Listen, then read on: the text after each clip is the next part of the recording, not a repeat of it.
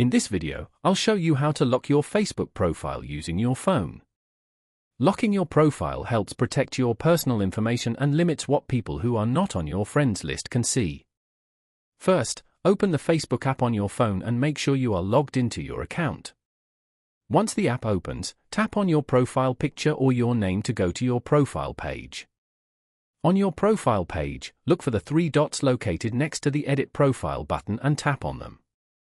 A menu with several options will appear on your screen. From this list, find and tap the option called Lock Profile. Facebook will then show you a short explanation of what happens when your profile is locked. This usually limits the visibility of your photos, posts, and other information so that only your friends can see them. To continue, tap the Lock Your Profile button. After confirming, your profile will be locked and a lock badge will appear on your profile indicating that the feature is active. If you ever want to remove the lock later, you can go back to the same menu and choose the option to unlock your profile. If this video helped you, make sure to like the video and subscribe to the channel for more helpful tech tutorials.